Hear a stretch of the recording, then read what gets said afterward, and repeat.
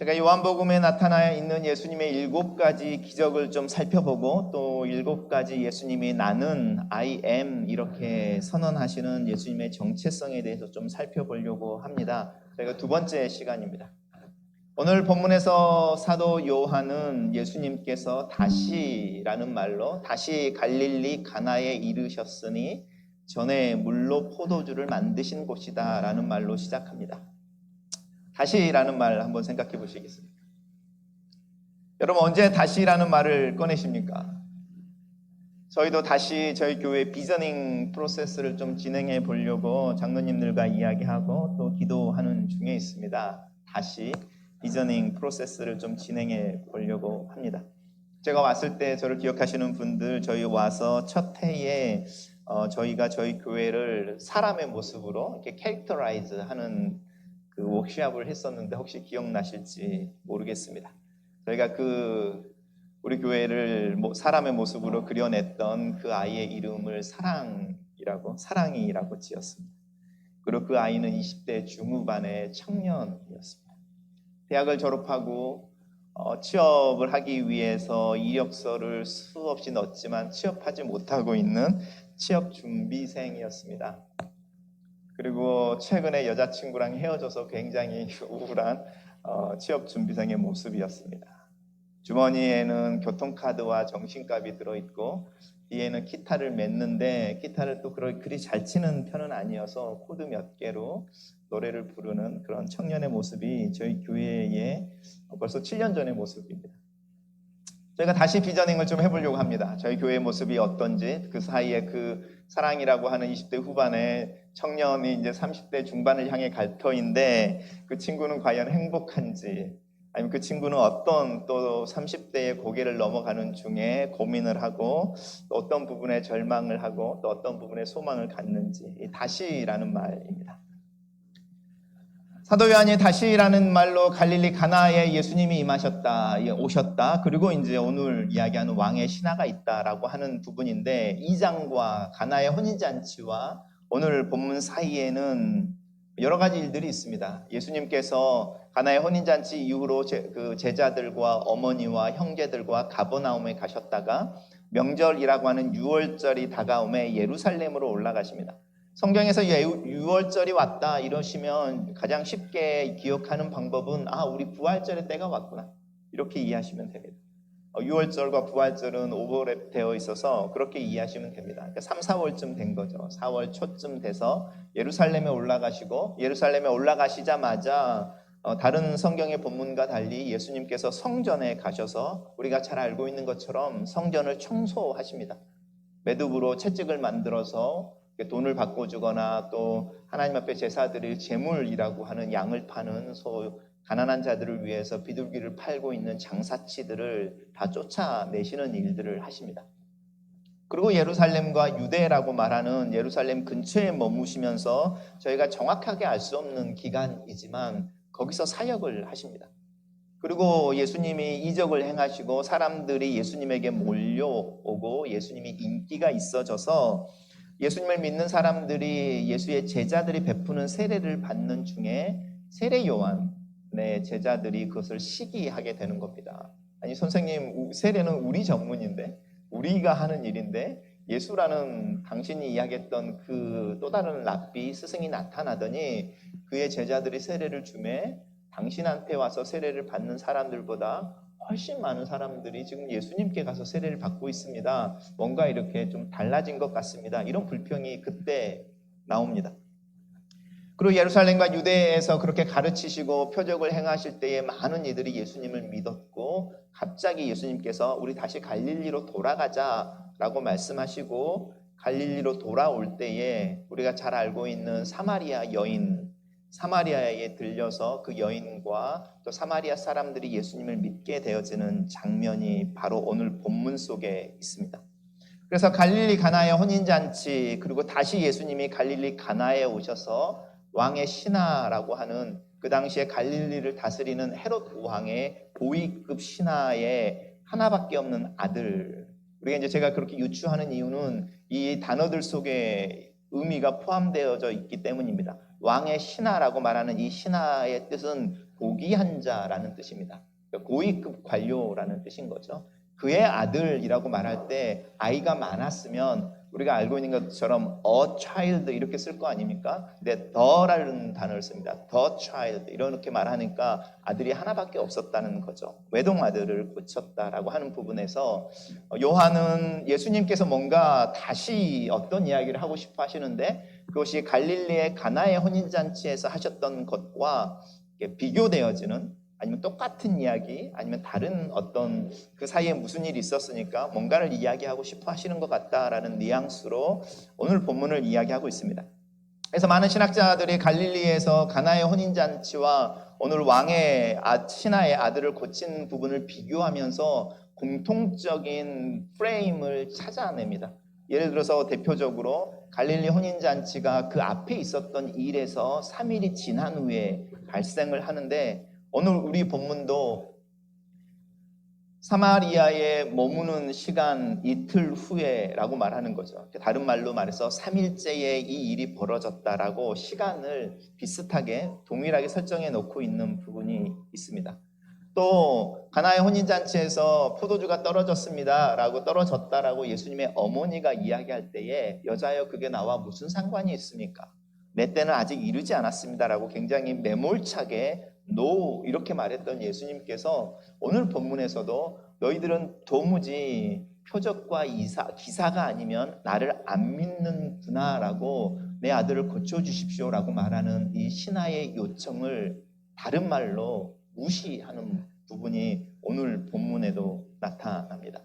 그랬을 때 예수의 어머니께서 아무 말 하지 않으시고 자신이 데리고 온 하인들에게 뭐라고 하든지 그대로 해라고 사라지는 것처럼 이 왕의 신하 또한 자기의 첫 번째 내 아들이 죽게 되었으니 오셔서 내 아들을 고쳐주십시오라고 하는 말을 예수님이 다른 말로 무시했을 때에 그 무시한 것에 대해서 상처받지 않고 한 번 더 예수님의 말이 끝나자마자 그런데 예수님 내 외동아들이 죽게 되었으니 우리 집에 가셔서 우리 아들을 고쳐주십시오라고 다시 요청하고 있는 것도 사실은 동일합니다. 더 재미있는 것은 가나의 혼인잔치가 예수님께서 물아 포도주로 변해라 이렇게 선포하시면서 변한 게 아니죠. 그냥 말씀하시는 중에 자연스럽게 물로 이 돌 항아리를 채워라. 그리고 그 물을 떠서 하객들에게 그 연회장이라고 하는 그 연회장에게 갖다 줘라 이렇게 말하는 중에 물이 포도주로 변했는데 오늘 본문도 마찬가지입니다. 예수님께서 직접 그 왕의 신하를 따라서 그의 집에 가서 손을 얹고 안수하고 일어나라라든지 병마야 떠나라든지 이렇게 선언하지 않으시고 그냥 대화를 나누시는 중에 네 아들이 살아있으니 걱정하지 말고 가. 이 말 속에 그 아들의 병이 나음을 얻는 그런 모습을 볼 수 있습니다. 이 두 개를 비교하고 있는데 똑같은 프레임이라는 거죠. 그게 다시라는 말 속에 있습니다. 그러면 우리는 가나의 혼인잔치에서 예수님께서 말씀하시고 싶어 했던 아니면 사도 요한이 예수님의 가나의 혼인잔치라고 말하는 물이 포도주로 변했던 그 표적을 통해서 이야기하고 싶어 했던 그 내용이 약간 예수님께서 이제 예루살렘에 올라가시고 유대에서 사역하시고 많은 사람들이 예수님에게 오고 세례를 받고 예수님의 인기가 더 많아지고 이러는 중에 뭔가 본질의 문제가 희석되어져 있었나? 그래서 예수님께서 다시 어떤 본질을 다시 이야기하려고 하시나라는 질문을 던지게 되는 거죠. 오늘 본문 속에서 이제 그 이야기를 하게 되는 겁니다. 그래서 오늘 본문 속에 반복되어지는 단어가 있는데 믿음과 관련되어진 단어가 반복되어지고 있습니다. 가나의 혼인잔치도 결국은 믿음에 대한 이야기였습니다. 그리고 그 믿음의 핵심에는 예수님이 누구이신지 물이 포도주로 변했다가 초점이 아니고 물을 포도주로 바꾸신 그분이 누구이신지가 초점이었다고 말씀드렸잖아요.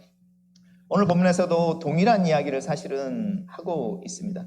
이 왕의 신하가 예수님에게 와서 하나밖에 없는 내 아들이 병들어 죽게 되었습니다 라고 병든다라는 것에 병들었다는 데 초점을 맞추는 게 아니라 죽어가고 있다라는 데에 초점을 맞추고 있습니다. 그러면서 계속적으로 간구하는 거죠. 그럴 때 예수님께서 믿음에 대한 이야기를 하시면서 너희들은 도저히 믿지 않는구나.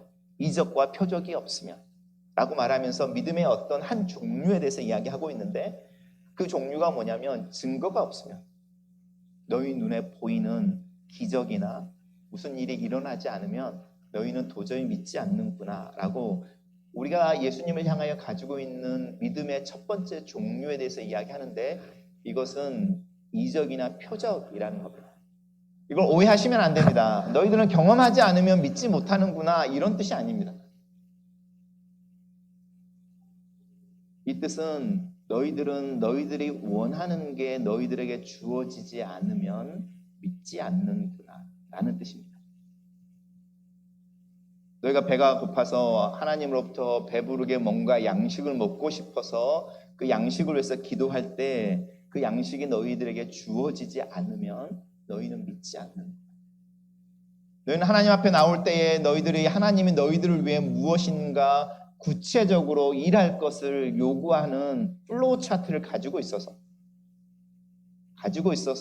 만약에 당신이 하나님이시라면 만약에 당신이 나를 사랑하신다면 그 다음에 예스 놓은 거죠. 예스니까 그 다음에 일이 일어나야 된다는 거죠. 그리고 그 일이 일어나면 그때서야 하나님 나를 사랑하시는군요 이렇게 믿는다는 겁니다. 근데 이 논리의 맥락 속에서 우리가 빠지기 쉬운 함정이 있는데 그러면 어쨌든 믿는 거잖아요. 근데 요한이 이야기하는 것은 뭐냐면 그 믿음의 목표가 어디에 있냐는 겁니다. 우리 지난주에 말한 것처럼 사인이라고 하는 것은 목적지가 아니고 표지판이어서 그 사인을 따라가서 그 사인이 가리키는 건물에 도달해야 되고 그 건물 안에 들어와야 되잖아요. 근데 우리는 사인에서 멈춰버린다는 겁니다. 왜냐하면 우리가 보고 싶어 했던 건 그거니까. 그러니까 마치 뭐랑 똑같냐면 관람료가 굉장히 비싼 박물관이나 아니면 거대한 성 앞에 가서 관람료가 너무 비싸니까 들어가지는 못하고 나 여기 왔다 갔다 라고 앞에서 기념사진 하나 찍고 사진에 담아서 그곳을 떠나고 나중에 내 가족이나 친구들을 만나면 그 사진을 보여주면서 나 갔다 여기 있었다 나 거기 가봤어 이렇게 말한다는 거죠. 근데 그 사진이 보여주는 것 거기 가봤지. 그런데 나는 결코 그 미술관이든 박물관이든 그 성에 들어가 본 적은 없다는 겁니다. 이게 문제라는 겁니다. 표적과 이적이라는 이야기를 할 때 그 표적과 이적이 결론이 돼버린다는 겁니다. 그게 시작이 아니라. 우리가 예수 그리스도를 믿는 중에 표적과 이적 이야기 하는데요.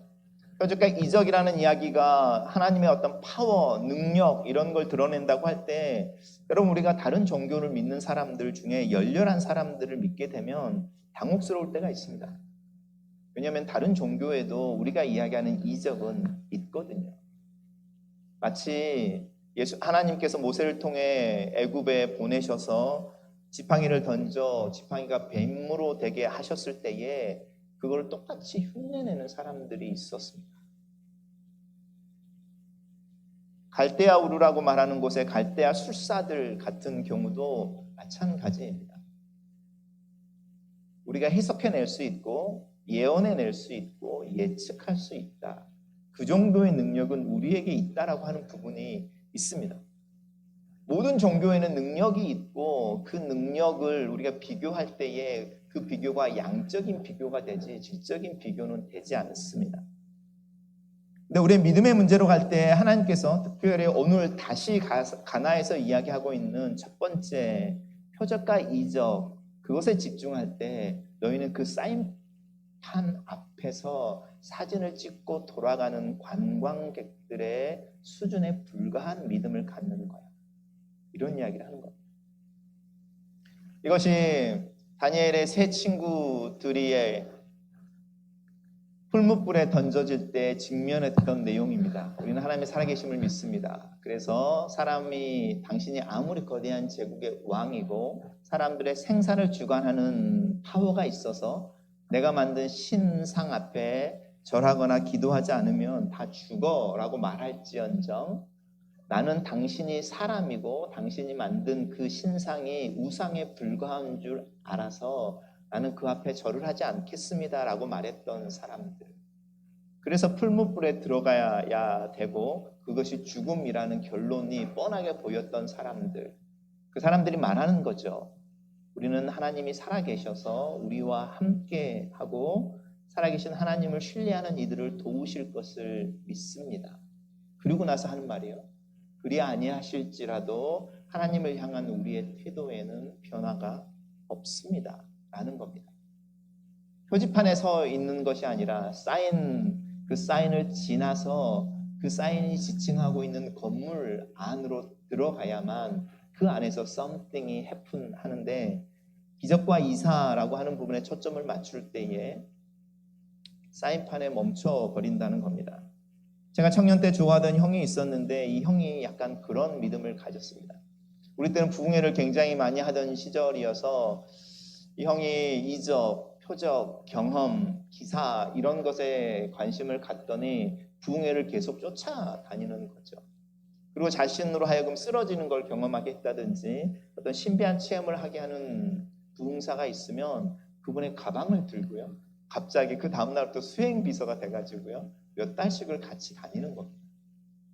그러다가 약발이 떨어지면 또 다른 부흥사를 찾는 거죠.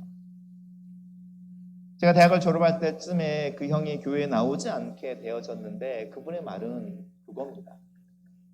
나는 더 강한, 더 강력한 종교적인 체험을 원하는데 그게 주어지지 않고 있다라는 부분이었습니다. 근데 오늘 본문에서 예수님께서 그것을 책망하십니다. 표적과 이적을 구하는 것. 그것은 표적과 이적을 구하지 말라라는 뜻이 아니고 거기에 멈추면 안 돼라는 겁니다. 왜냐하면 사인이니까, 표적판이니까. 그러면서 두 번째 나오는 거죠. 두 번째 나오는 것이 네 아이가 살았다 이렇게 말씀하십니다. 네 아이가, 네 아들이 살았다라고 말할 때 이 살았다라는 말을 진행형으로 쓰고 있습니다. 살아있다 이렇게. 죽어가고 있는 아이에게 살았다, 살아있다. 지금 이 순간으로부터 쭉 살게 될 것이다 라는 의미인 거죠. 그래서 우리가 오늘 본문을 읽어보면 그 말을 믿고 집으로 돌아가던 이 왕의 신하가 자기의 집에서 오던 하인들을 길에서 만나는 거죠. 그리고 언제 자기 아들의 열이 내리고 병이 치유가 돼서 살게 되었는지를 확인해 보니까 7시라는 거죠. 그 전날 7시. 7시라고 하는 것은 여러분 성경에 나와 있는 6시가 12시라고 생각하시면 됩니다. 그래서 오후 1시쯤에 정확하게 예수님께서 너의 아들이 살아있어 라고 말했던 때와 동일하다는 것을 깨닫게 됩니다. 여기서 두 번째 믿음이라고 하는 부분이 나옵니다. 표적과 이적이라고 하는 부분 말고 예수님께서 너의 아들이 살아있다, 쭉 살게 될 거다라고 말하는 그 말을 믿고 가는 이 왕의 신하의 믿음에 대한 이야기입니다. 아직은 눈에 보이는 건 없습니다. 그런데 예수님이 그렇게 말씀하시는 거죠. 네 아들이 살았다. 그럴 때 그 말을 믿고 자기의 집으로 돌아가는 믿음이 있다는 겁니다. 그리고 나서 세 번째 믿음이 있는데 그 세 번째 믿음이 우리 가나의 혼인잔치에 기적이 일어나고 나서 제자들이 믿었다라고 말하는 것처럼 이 왕의 신하들과 또 온 가족이 믿었다라고 하는 부분이 있습니다. 우리가 사실을 경험하고 싶은 게 이건 거죠. 예수님에게 가서 기도하고 예수님이 내 기도에 대해서 응답해주고 그리고 그 기도가 실제로 내 삶에 경험되어져서 하나님은 살아계시고 예수님은 살아계시고 예수님을 주님이라 부르는 내 믿음은 헛것이 아니구나 라고 하는 세 번째 믿음을 사실 우리 가지고 싶지 않습니까? 근데 재미있는 것은 또 솔직히 말해서 우리가 가지고 있는 믿음의 현장은 내 아들이 살았다라는 말을 듣고 아무런 증거 없이 자기 집으로 돌아가는 왕의 신하의 그 발걸음, 그 길과 동일하다는 겁니다. 우리는 어디에 서 있는 사람들인가? 오늘의 본문 속에 우리는 왕의 신하가 자기 아들의 정말로 살아있음을 믿고 예수님의 말씀하신 그때에 살아났고 그래서 온 가족이 예수님의 말씀이 진짜구나 이렇게 믿는 오늘 본문의 맨 마지막에 서서 신앙생활하는 게 아니고요. 우리들은 네 아들이 나았다라고 말하는 그 말을 듣고 집으로 돌아가는 중에 있습니다. 그리고 그것을 믿음이라고 부릅니다. 히브리서 11장에서는 뭐라고 말하냐면 믿음은요, 뭐라고 말하죠? 우리가 바라는 것들, 그렇죠? 눈에 보이지 않는 것, 이렇게 말하는 겁니다. 말씀을 들었는데, 약속을 붙잡았는데 그 결과는 아직 우리의 손에 구체적으로 나타나지 않은 상태. 이게 우리가 신앙의 딜레마인 거죠. 아이러니하게도 성경은 뭐라고 말하냐면 딜레마가 아니라는 겁니다. 네 아들이 살았다. 예수님이 그렇게 말씀하셨을 때 그 말이 너에게 현실이라는 겁니다. 왜냐하면 이미 이루어져 있으니까. 비록 네 눈에 보이지 않지만, 네가 아직 네 집에서 보낸 사람들의 소식을 듣지 못했지만, 네 아들이 살아있는지 죽었는지 알 수 없지만, 예수님이 네 아들이 살았다라고 말하는 그 순간에 내 아들이 살았다라고 하는 게 현실이라는 겁니다. 보이지 않지만, 우리가 바라는 거지만 손에 쥐지 않았는데 그것을 쥐고 살 수 있겠느냐라는 부분입니다. 사실 믿음은 쉬운 게 아닌 거죠. 여러분 같으면 어떻게 하시겠습니까?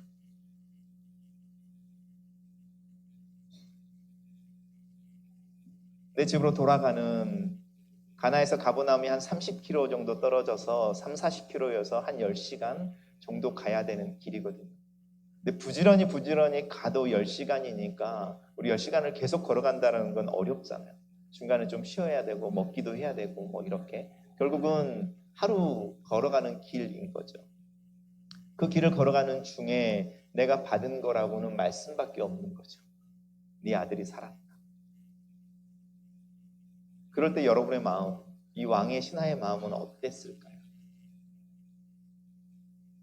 근데 성경은 이 왕의 신하가 그 말씀을 믿고 갔다, 이렇게 말하는 겁니다. 이 왕의 신하의 믿음이 뭘까라는 게 이 다시 가나에서 예수님이 이야기하고 싶어하는 부분,